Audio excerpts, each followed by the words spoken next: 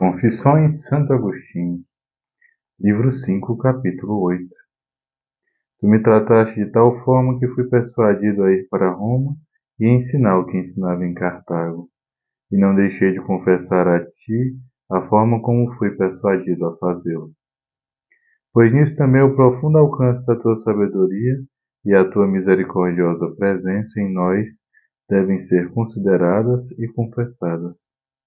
Eu não desejava ir para Roma, porque meus amigos, os quais me persuadiram a fazê-lo, me prometeram ganhos mais altos e mais reconhecimento, embora tais coisas tenham influenciado minha decisão.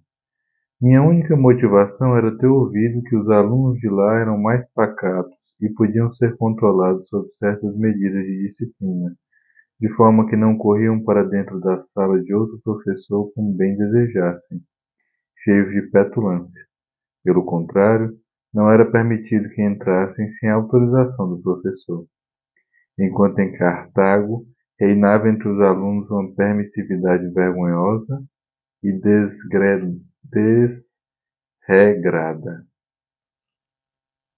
Invadiam audaciosamente com gestos quase frenéticos, perturbavam a ordem e a disciplina estabelecida pelo professor para o bem comum. Cometiam diversos ultrajes com enorme estupidez, cabíveis de punição perante a lei, se a tradição não impedisse tal medida. Essa tradição fez parecer normal que tal comportamento seja desvalorizado, pois permite que o homem faça, em conformidade com a lei, o que pela tua lei eterna nunca seria lícito. Pensam que cometem tais atos e saem impunes, quando, na verdade, são punidos com a própria cegueira pela qual o fazem, e sofrem dano muito maior do que causam.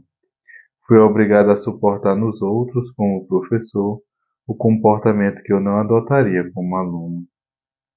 Portanto, estava satisfeito em ir para lá quando todos os que sabiam da situação me asseguraram que aquela conduta não era permitida. Mas tu, meu refúgio, minha porção na terra dos viventes, torturaste-me em Cartago para que fosse arrancado de lá e mudasse minha habitação terrena para a salvação da minha alma. Ao mesmo tempo, em Roma, foram-me oferecidas seduções, pelas quais fui atraído àquele lugar, por homens apaixonados por uma vida de morte, pelas loucuras de um lado e pelas promessas vazias do outro.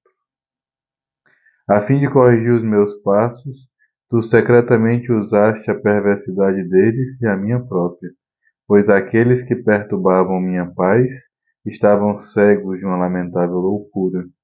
Também aqueles que me seduziam em outros lugares nada tinham além dos prazeres terrenos.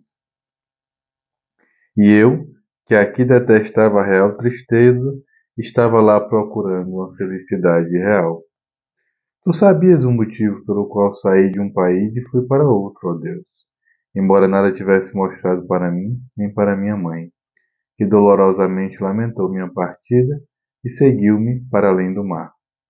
Ela me apertou forte em seu abraço, desejando impedir-me de partir ou acompanhar-me. Mas eu a enganei dizendo que tinha um amigo a quem não poderia deixar, até que o vento estivesse bom para navegar. Menti para minha mãe, tão boa mãe, e fugi. Por isso também me perdoaste a tua misericórdia, pois imundo era eu, preservando-me águas do mar, pelas águas da tua graça, nas quais fui limpo. Os rios que jorravam dos olhos da minha mãe cessariam de correr, com os quais por mim ela diariamente encharcava o chão sob sua face. Ainda assim, recusando-se a voltar sem mim, a persuadi com dificuldade a passar a noite em um lugar firme, perto do nosso barco, onde havia um oratório em memória do abençoado Cipriano. Naquela noite, parti em segredo, e ela continuou a orar e chorar. O que terá ela pedido ao Senhor com tantas lágrimas naquela oração, senão que tu me impedisses de embarcar? Mas tu, na profundidade da tua sabedoria, e dando atenção ao seu desejo mais intenso, não lhe concedeste, pois haveria de fazer o que ela passara a vida a lhe pedir. O vento soprou e içou nossas velas, retirando de nossa vista a costa. No dia seguinte, ela estava lá, afundada em tristeza, e com murmúrios e lamentos encheu os teus ouvidos, os quais tu ignoraste, enquanto ao mesmo tempo tu usava os meus desejos como instrumento para apressar em direção ao cumprimento de todo o desejo. Assim, a parte terrena de sua afeição por mim foi repreendida pelas chagas de tristeza a ela concedidas. Entretanto, como todas as mães, embora até mais que as outras, amava que eu estivesse com ela, e não sabia que tamanha alegria tu estavas a preparar para ela por meio da minha ausência. Por não saber, ela chorava e lamentava, e via em sua agonia a herança de Eva, procurando na tristeza o que havia gerado na tristeza.